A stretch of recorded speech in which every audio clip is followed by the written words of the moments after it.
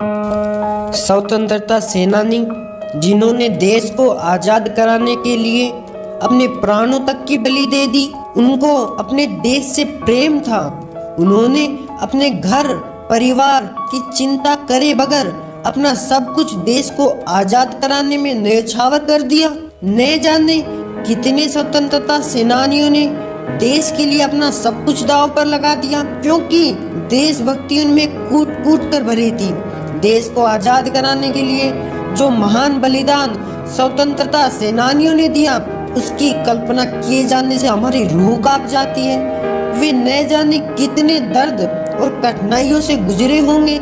उनके लंबे संघर्ष के परिणाम स्वरूप आज हमारे देश में शांति स्थापित है। इनके दिए गए बलिदान को हम कभी नहीं चुका सकते। देश गुलामी की जंजीर से इस कदर जकड़ा हुआ था कि बिना कारण के भी बेकसूर लोगों को जेल में डाल दिया जाता था। कुछ समय कर सोच के देखिए आप, अगर आपके साथ कुछ ऐसा घटित होता तो कैसा लगता। आजादी की लड़ाई का इतिहास क्रांतिकारियों के त्याग और बलिदान के अनगिनत कारनामों से भरा पड़ा है। क्रांतिकारियों की सूची में ऐसा ही एक नाम है खुदीराम बोस का, जो शहादत के बाद इतने लोकप्रिय हो गए कि नौजवान एक खास किस्म की धोती पहनने लगे, जिनकी किनारी पर खुदीराम लिखा होता था। खुदीराम को आज़ादी हासिल करने की ऐसी लगन थी कि 9वीं कक्षा के बाद पढ़ाई छोड़कर वे स्वदेशी आंदोलन में कूद पड़े। इसके बाद वे रिवॉल्यूशनरी पार्टी के सदस्य बने और वंदे मातरम लिखे पर्चे वितरित करने में अपनी भूमिका निभाई। 1905 में बंगाल विभाजन के विरोध में चले आंदोलन में भी उन्होंने बढ़ चढ़कर भाग लिया। उनकी क्रांतिकारी गतिविधियों के चलते 28 फरवरी 1906 को उन्हें गिरफ्तार कर लिया गया, लेकिन वे कैद से भाग निकले। लगभग 2 महीने बाद अप्रैल में वे फिर से पकड़े गए। 16 मई 1906 को उन्हें रिहा कर दिया गया।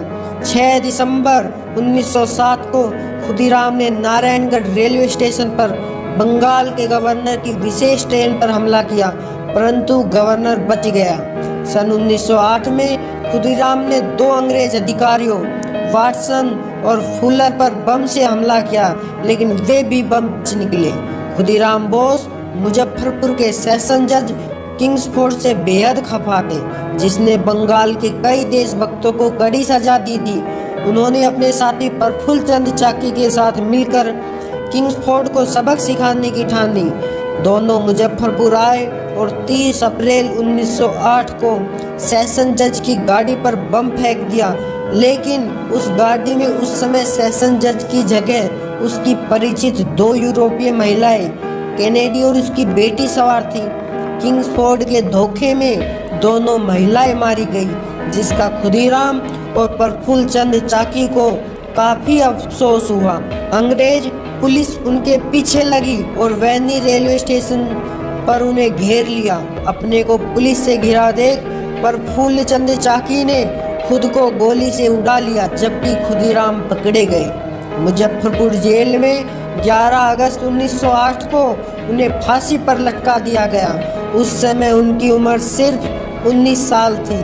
देश के लिए शहादत देने के बाद खुदीराम इतने लोकप्रिय हुए कि बंगाल के जुलाहे एक खास किस्म की धोती बुनने लगे। और अंत में कहना चाहूँगा, मुझे याद उन्हें भी कर लो जो लौट के घर ना आए, जो लौट के घर ना आए।